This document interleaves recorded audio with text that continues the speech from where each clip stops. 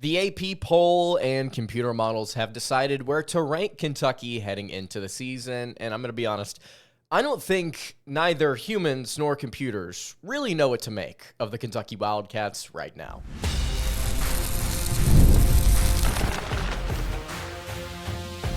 You are Locked On Kentucky, your daily podcast on the Kentucky Wildcats, part of the Locked On Podcast Network, your team every day. All right, what's going on, Big Blue Nation? Welcome on into Locked On Kentucky, your daily Kentucky Wildcats podcast. I'm your host, Lance Dawe, and on today's episode of Locked On Kentucky, we are going to be taking a look at the AP Top 25. It has been released. The preseason polls are out. Not just the AP Top 25, but also the three major college basketball analytics sites as well. What do we think about where Kentucky is ranked? Are they too low? Does anybody really know what they're talking about when it comes to Kentucky basketball? We'll dive into all of that on today's episode. Thank you so much for making Locked On Kentucky your first listen every single day. Want to remind everyone out there that we are free and available on all platforms. And if you are watching on YouTube, I would greatly appreciate it if you subscribe to the show. And if you are listening on podcast, I would also appreciate it if you subscribed there as well. Today's episode is brought to you by Game Time. You can download the Game Time app, you can create an account, and you can use code LOCKEDONCollege for $20 off your first purchase. All right, let's go ahead and get into it. So the AP Top 25 was released earlier this morning, October 14th. Ladies and gentlemen, this is the lowest preseason ranking for the Kentucky Wildcats, dating all the way back before John Calipari's time in Lexington. I believe it's the 2008-2009 season. This is the lowest Kentucky has been ranked in the preseason since that year. Wildcats come in at number 23 in the AP Top 25 alongside 8 other SEC teams, which leads all conferences. That is a total of 9, count them, 9 SEC teams here in the top 25. Some of them I don't think deserve to be ranked at all. Some of them I think are way too high. We can dive into it on today's show. But the beginning conversation here, the thing I want to focus on immediately, is Kentucky too low in the AP Top 25? Should they be ranked higher, maybe over some of these teams, including ones that aren't in the Southeastern Conference? The thing I have continued to say throughout the offseason is, on paper, Kentucky looks like a pretty good team this year. They have a new head coach that loves his offense, loves the pace, loves the tempo, loves the shooting, and is very strong in that identity. He has brought in to supplement and to strengthen that offensive philosophy that he's going to run. He has brought in some of the best shooters he could have possibly grabbed in the transfer portal at their respective positions, most notably Kobe Brea and Kirk Risa, two of the best catch-and-shoot players in the nation. He brought in his best player from his previous stop, Jackson Robinson, for his super senior season. He's got an experienced laden roster. He's got 2 bigs that can pass, which is what he wants in his system as well. On paper, the Kentucky Wildcats fit the system, and they run a very good system at that. On paper, they should win games. On paper, they should contend in the SEC. So why are they ranked so low in this top 25? Why are they ranked behind the likes of UCLA, Florida, Cincinnati, Texas, Marquette, Indiana, Arkansas at 16, Texas A&M, who barely made the tournament a season ago? Why are they ranked behind all of these teams? I think it's simply because nobody knows what to make of Kentucky right now. And that's okay. I think that there far too often we get in our minds that we have to know, we have to understand something. We have to be able to predict it accurately to the T every single time we come in and out of college football and basketball season, where we head into the preseason saying, okay, we know everything about all these teams and we know exactly how these teams are going to act, and we're going to predict how these teams are going to operate, and this team's better than this team, and this team's going to lose this type of game, and this team's going to win this, and this type of game. And then you go through the weeks of the season and you move goalposts without even realizing it. When a team starts to stink that everybody said would be good, including yourself, you go, oh, well, this team stinks now. And so therefore this, and this is the expectation. Sometimes it's okay to not know. It's also perfectly fine to make predictions. I'm not saying you shouldn't. We make predictions all the time here on the show. And I've been pretty clear. I think Kentucky's going to be pretty good. But it's obvious, even here on this show, while Kentucky looks and should act a certain way on paper, it's hard to pin them down right now, right? It's hard to understand, okay, what's their true ceiling and what's their true floor? I think that far too often this offseason, we've gotten caught up in the hype of, oh, Kentucky's going to be this, and they're going to be this, and because their offense is so good, they're going to win all of these games. You guys, according to the Google form that I had you guys go work on, over 300 of you predicted win-loss for every single game of Kentucky's upcoming season, and 28-3 was the consensus. Obviously, some people a little more biased, I think, than they realize, but it's okay to not know. It's okay to make fun predictions, but at the end of the day right now, we don't really understand what Kentucky is. We don't understand how bad they could be. We don't understand how good they could really be until we see the team out on the court playing against good competition. And something that ESPN actually did that I actually appreciate is when they released an article earlier this morning breaking down the top 25. They gave the projected starting lineup, the season opener, the 2023-2024 record, what they did in the postseason, and then their biggest early season game. So you look at these top 25 teams and you start to realize just how quickly these contenders, so to speak, are going to get tested. Kansas, their biggest early season game is on November 8th, just 4 days after their season opener. They play North Carolina. Alabama, the number 2 team in the nation, November 26th versus Houston. A little bit further down the road, but Alabama's got a tough slate. December 4th versus Baylor for the number 3 UConn Huskies. November 26th for the Houston Cougars, who play Bama.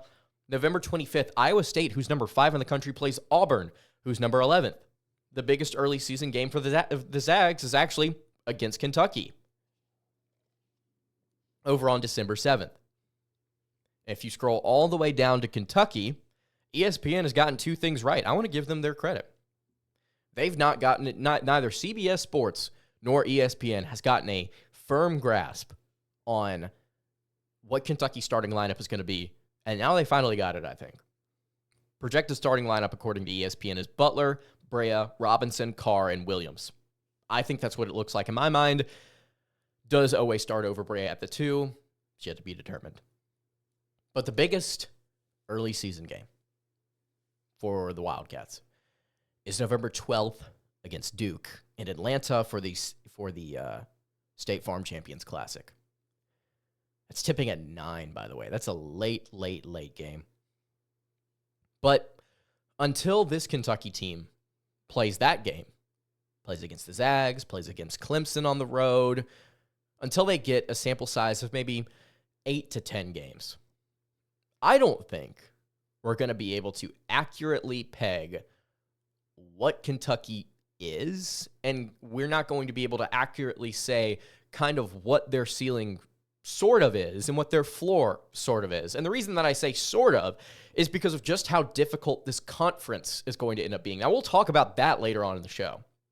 But I just wanted to say here, to open up with the AP Top 25. Again, Kentucky number 23 is their lowest preseason ranking in quite some time. This is not a cause for concern. This is not a cause for panic. Until we see the product on the court, I think Kentucky's okay. Because nobody really knows what to make of the Wildcats. And I think if you look at the computer models, if you look just past humans, I think you'll see some similar reflections. We'll talk about that. We'll talk about the computer models here in just a second. Before I do that, though, I do want to tell you guys about our friends over at LinkedIn Jobs. When you're hiring for your small business, you want to find quality professionals that are right for the role, and that's why you have to check out LinkedIn Jobs, because they have the tools to help find the right professionals for your team faster and for free. It is not just another job board. They help you hire professionals you cannot find anywhere else, even those who aren't actively searching for a new job but might be open to the perfect role. In a given month, over 70% of LinkedIn users don't visit other leading job sites. So if you're not looking on LinkedIn, you are simply looking in the wrong place. And over on LinkedIn, 86% of small businesses get a qualified candidate within 24 hours. You can hire professionals like a professional over at LinkedIn. You can post your job for free over at linkedin.com/lockedoncollege. That is linkedin.com/lockedoncollege to post your job for free. Terms and conditions apply. All right, continuing along here on the Monday edition of Locked On Kentucky. Lance Dawe hanging out here with you. I really appreciate you guys checking out the show today. If you have not subscribed to the YouTube channel or the podcast feed, I would greatly appreciate it if you did so. I'm going to pause here for water because I have had the driest mouth on the planet over the last week or so. Nevertheless, we battle through. Really appreciate you guys checking out the show. If you've got comments about where Kentucky should be in the AP Top 25, you can leave them in the comments below at LockedOnUK on Twitter, where you can find me as well.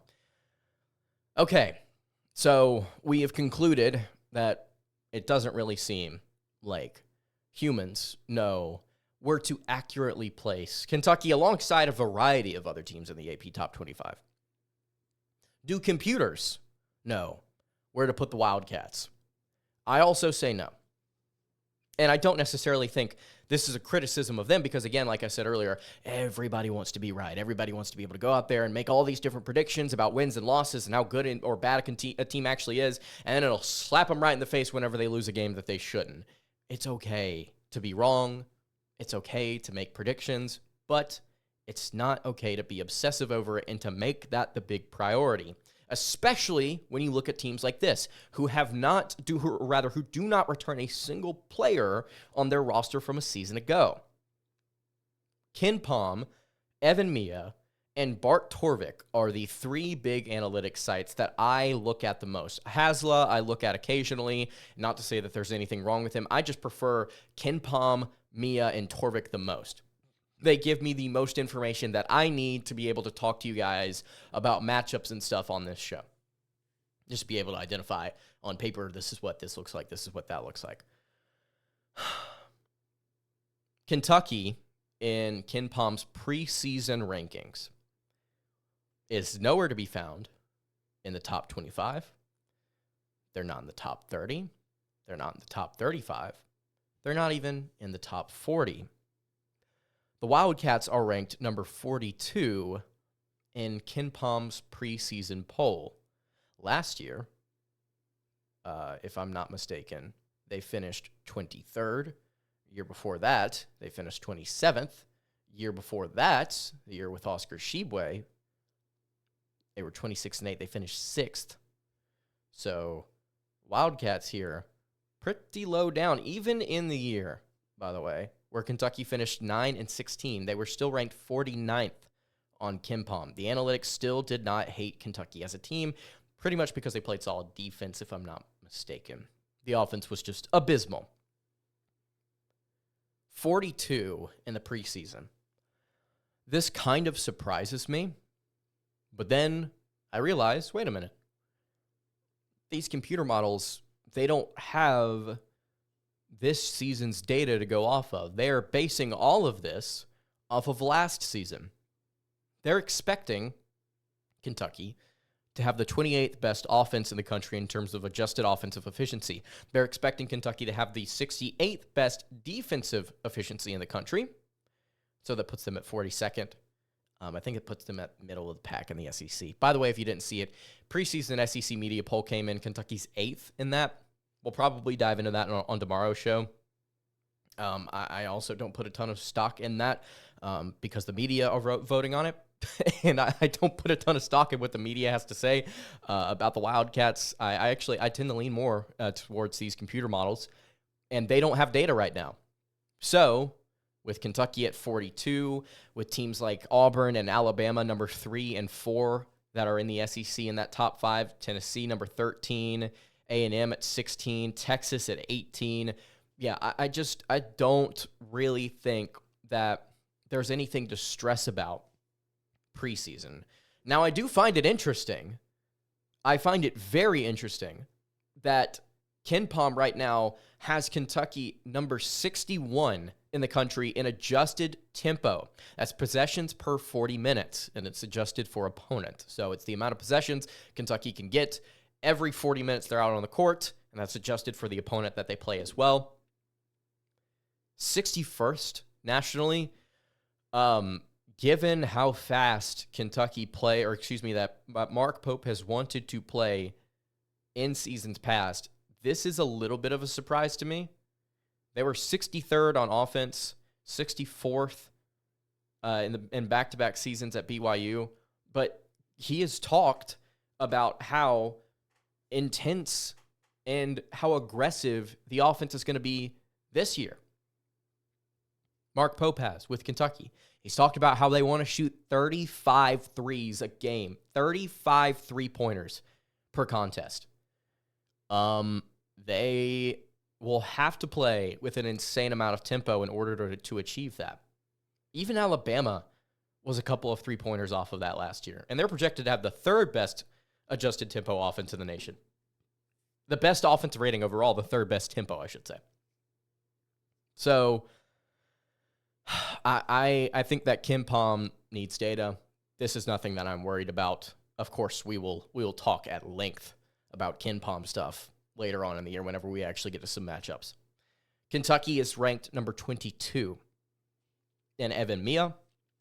They have a 9.3 offensive rating and a 7.1 defensive rating.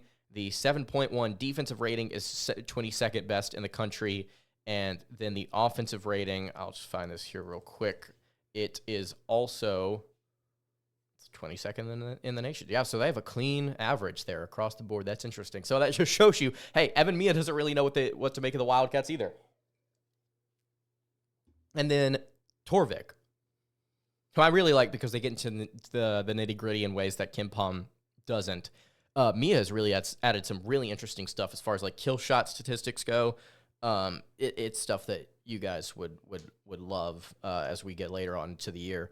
But Kentucky in the Torvik projections right now is 23rd, projected to have both the 26th best offense and defense. So it's clear none of these analytics sites have nearly enough data to make a strong or accurate assessment of this year's group of teams. They're just simply going off of last year's, and they're going off of hype.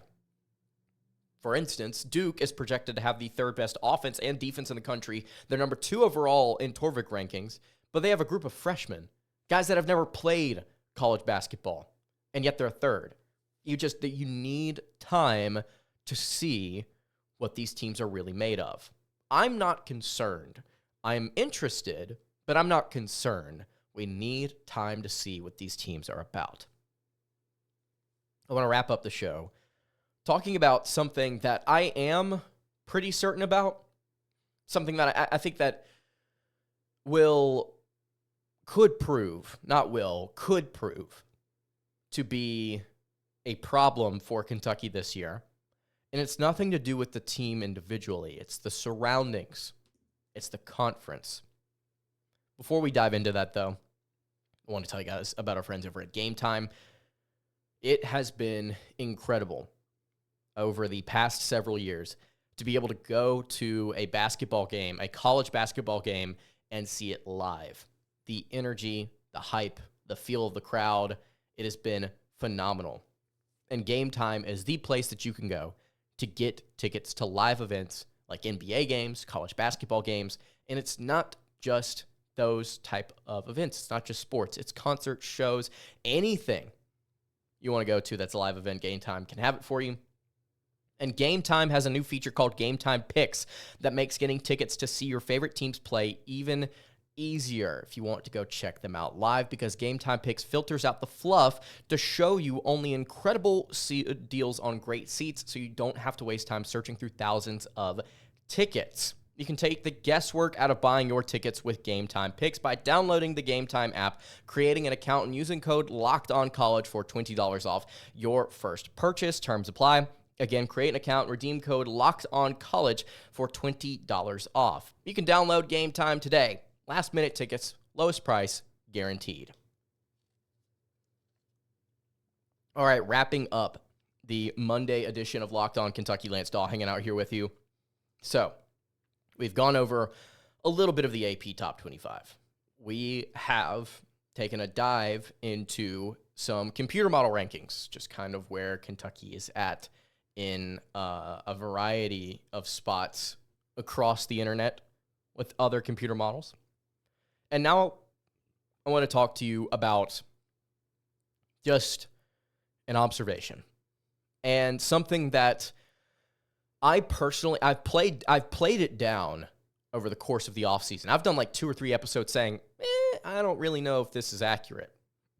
But we're revisiting it because if it is true, it could end up causing some problems for the Wildcats and Mark Pope's first season. And that is the strength of the SEC. If you want to go over to KenPom and you want to go look at the ranking of the conferences in terms of just overall net rating of the teams expected to go 500 or better in conference play, blah, blah, blah, blah, blah, analytics, numbers, whatever. Point being, computer models for the first time maybe it definitely in the history of me doing this show, heading into season 4 now, and then probably this is probably the first time in a very long time, the SEC is the best team in the conference on paper. According to numbers, the SEC is the best conference. That's over, by the way, that's over the Big Ten by a pretty decent margin. It's not significant, but it's enough to be like, hey, look, it's over the Big Ten, it's over the Big East, that's over the ACC, who all round up the top 5 there. This is not just a good league, but an exceptionally good league this year. Guys, you've got 9 teams in the preseason AP Top 25. I don't think half of them should be there or be ranked as high as they should be, but they're still good teams.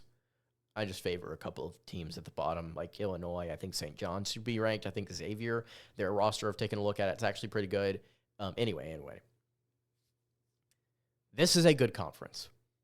There are good coaches. There are good teams. There are not just good players. There are good teams in this league. You start at the top with Alabama, who has one of the most loaded rosters in the country. Mark Sears, who was excellent. You've got Grant Nelson, who is expected to take a step forward after being pretty inefficient last year, but still a 12-point per game scorer. You've got Cliff Omoruyi, who was a defensive juggernaut at Rutgers. You've got pace, you've got shooting, you've got arguably the best guard in the country. This is a good team. Then you've got Auburn at number 11. Auburn, who computer models have loved for what is going on back-to-back seasons. Auburn bringing back Johni Broome, who is probably the best. He's one of, if not the best center in the country. You've got back guys like Chad Baker-Mazara, who is an exceptionally efficient wing. You brought in Miles Kelly from Georgia Tech, who's a great shooter. You got JP Begues, who is averaging 18 a game at Furman. You've got depth, like one of the deepest teams in the nation. They've retooled at guard where they struggled a season ago. I mean, this is a really, really good team. Right behind them, you've got Tennessee, who has Zakai Ziegler, one of the best defenders in the nation, Chaz Lanier, who I wish was wearing blue and white, averaged 19 a game at North Florida last year. They've got a solid front court. They lost Jonas Adu to Arkansas. And Arkansas, they've got a really talented roster. Texas A&M, as much as I despise their offensive numbers and kind of how they operate as a team, not any of the individuals. Like, I'm not here criticizing them as men. I'm just saying I think that the way they operate and the way that they play is overhyped. I don't think they're as good as people make them out to be. They're still not bad. They are still very physical. They still have a strong lead guard in Wade Taylor. Arkansas, like I mentioned, is going to be good. They're at 16. Texas, who is ranked number 19. I don't know if I see it. Jordan Pope and Tremont Mark form one of the best backcourts, I think, in the SEC. But I'm not sure if I'm fired up about their front court. I don't know if Arthur Kaluma is a guy that I would be thrilled about there. I don't think he's. I'll be clear. I don't think he's bad. I just don't know if they've got like a bunch of proven like, hey, this is going to be elite and this is worthy of a top 20 team. Maybe that's just me hating. I don't know. I think Florida, frankly, should be higher. Walter Clayton Jr. is excellent. Elijah Martin from Florida Atlantic is really good. Will Richard, Alex Condon. They've got some really, really fun pieces in that front court. They've got like a 7'5", 7'6" guy in Olivier Roux coming off the bench. Ole Miss is good. They're ranked number 24. I don't know if I agree with that, but they also have a really good backcourt in Sean Padula and Matthew Morrell, both 16-point-per-game scorers a season ago. Draven Davis averaged 15 a game at Seton Hall. Jamian Brakefield averaged 13 a game last year. Malik Dia averaged 16.9 at Belmont. This is a really solid scoring starting five. This is a good league, and if you start to look at some of the teams that are lower down the list, Mississippi State. I think State's going to be good this year. Oklahoma has a chance to be solid. Obviously, teams like LSU and South Carolina really good despite what some of the analytics said a season ago. I think LSU is going to be improved. Shout out Damian Collins. This is a good league. From top to bottom, this is a very strong conference. This could give Kentucky problems in their record, in their overall win-loss record at the end of the day. If Kentucky does not win more than 20, 21, 22 games, and they play like they did last year in win-loss record, it's not the end of the world because of just how tough this conference slate is going to be. Right now, KenPom thinks Kentucky's going 8-10 in SEC play. 8-10. Yikes. Rough. We'll see. I think things will churn around a little bit for the Cats. At least I hope they do. But just be aware, if the schedule bites them, it bites them. And if they make the tournament, I think they're still going to be dangerous. All right, that's going to do it for today's episode of Locked On Kentucky. You can follow the show on Twitter at Locked On UK. You can follow me on Twitter at Lance_, and you can follow the show over on Instagram. Wrong hotkey. That is at Kentucky Podcast. Any questions, comments, concerns, you can leave those in the YouTube comments below. You can hit me on the socials. I will see you all tomorrow for another episode of Locked On Kentucky. Hope you guys have a great rest of your day, and God bless.